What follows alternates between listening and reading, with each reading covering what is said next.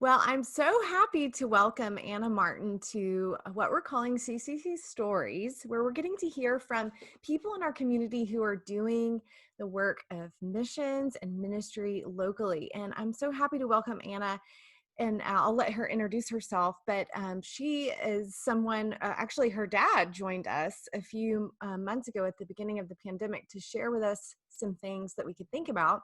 He's a biblical counselor in town, and gave us some things that we can think about our mental, spiritual, and emotional health. So I'm so glad now to get to talk to his daughter, Anna. So Anna, will you say hi and just introduce yourself? Tell us a little bit about you and what you do here in Charlottesville.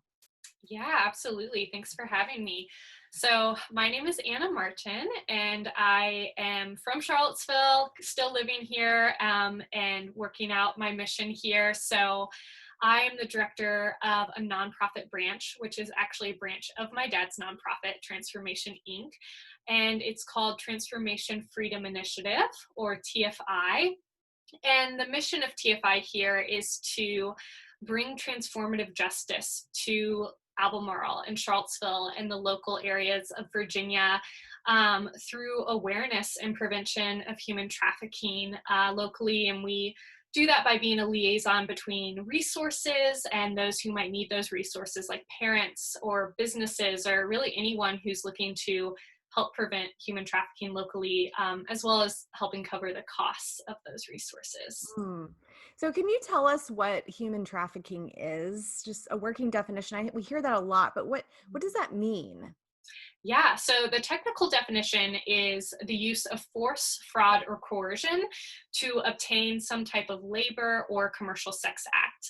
So this can be from what we think of as forced prostitution to a young boy or girl being paid to offer sex acts to relatives or to family friends.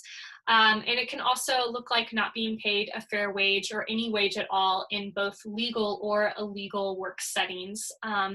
Something I always like to note is that when there is a instance of a commercial sex act involving a minor, they don't have to prove force, fraud, or coercion for that minor to automatically be a victim of human trafficking. Hmm. So if anyone's like me and they're hearing you talk about this, they're thinking, surely that's not happening in Charlottesville or Albemarle County in this area. I mean, look at Charlottesville, and who we are. There's a lot of wealth, there's a lot of, intellectualism and that kind of thing. Of course, there's also poverty and that. But my mind immediately is asking, well, is that happening here? And if so, where? Right. Yeah, that's a great question. So it's hard to get like statistics on local levels, but according to the National Human Trafficking Hotline, there were 189 cases of human trafficking in Virginia in 2019. And actually, 120 of those calls to the hotline came directly from victims and survivors. So, in Virginia as a whole, it's definitely a problem. And then we have had some examples of human trafficking more local to Charlottesville and Albemarle. Two of them, there's one where a man named Quincy Edwards, he was found guilty of trafficking recently, a woman from West Virginia, and she had to serve as many as 20 men a day in the Lynchburg, Charlottesville, and Albemarle areas. And she also, what traffickers do is they look for a vulnerability to exploit. And so what he was offering her was habit maintaining heroin doses.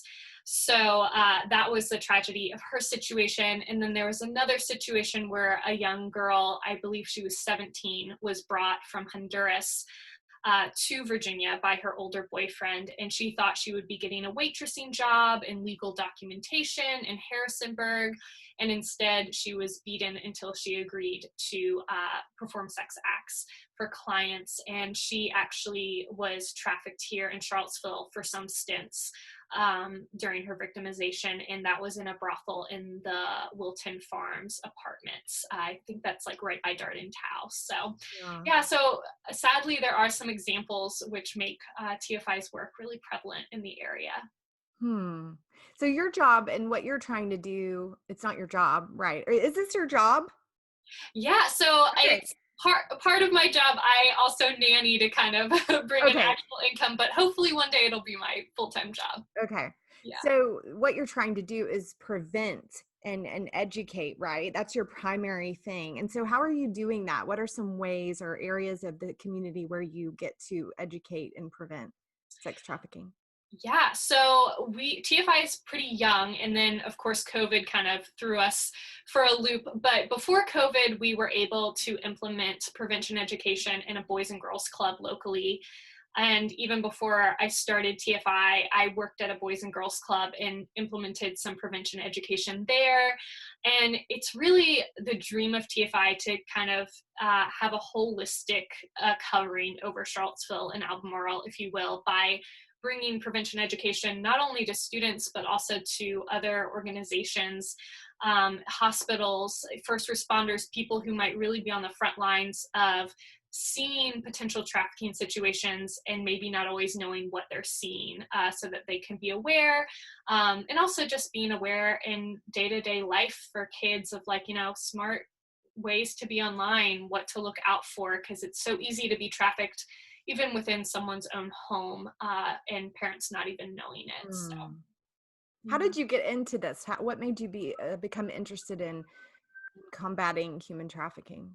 Yeah, good question. I get that question a lot, and I feel like it was really a pretty long journey of just seeking the Lord about, okay, what is my calling? What do you have for me?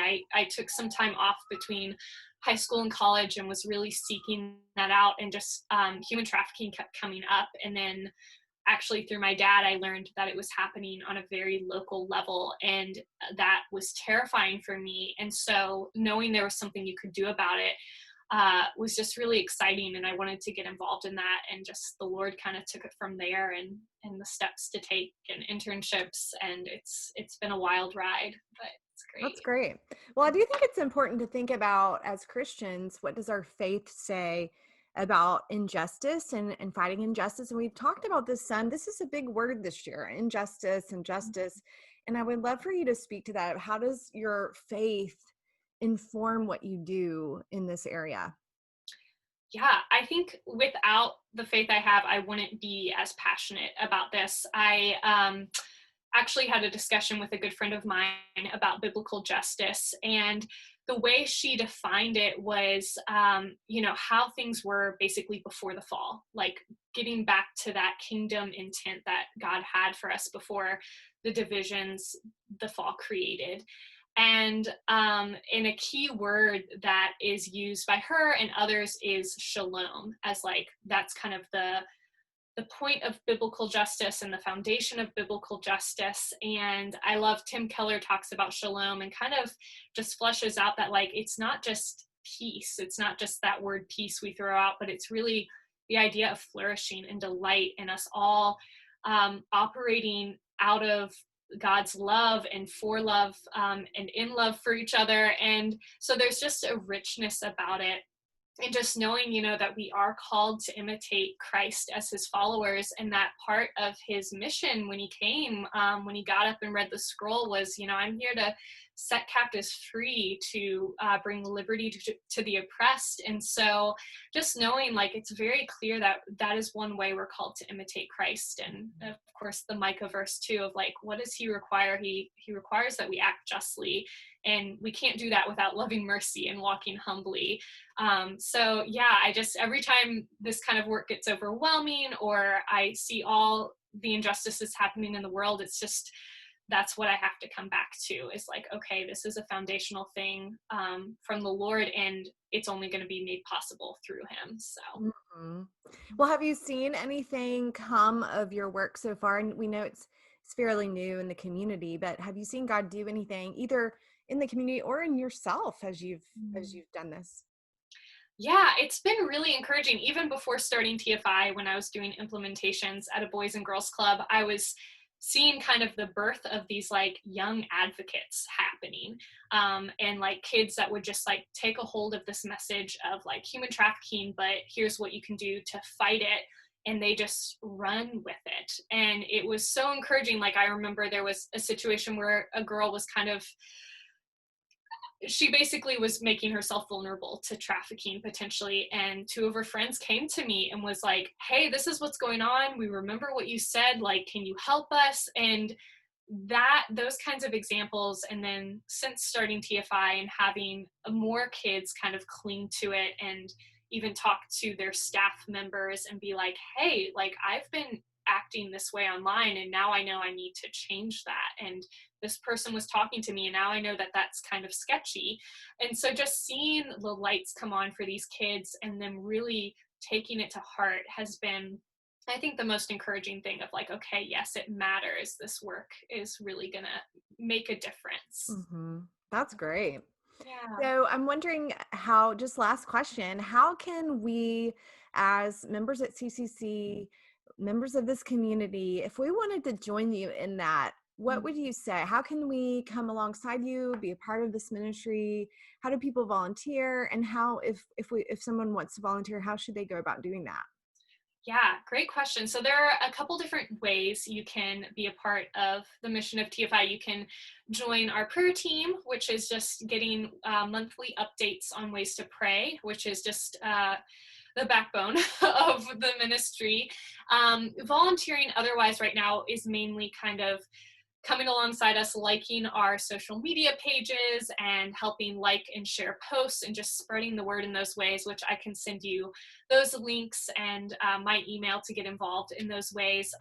But I would say most importantly, just taking what you've learned here and doing your own research and spreading the word locally and spreading the word in order to bring more prevention, because it really is that ripple effect that makes a difference. And learning, okay, what do I need to look for? Who do I need to call, which would be the hotline. I definitely emphasize, do not ever try to intervene on a trafficking situation or potential one by yourself, because you'll be put in danger and the victim will be put in danger. But so learning how to effectively go about addressing the issue. But yeah, I will send you those links and my email address so people can get involved as they feel led. And of course, giving, because that's what makes us covering the costs of these resources possible and me working for TFI possible. So yeah. Great. Well, we'll put links to all of that below this video. Will that also include ways that people can get educated? Do you have any sorts of trainings online or anything that if we go to your social media pages, we can find that?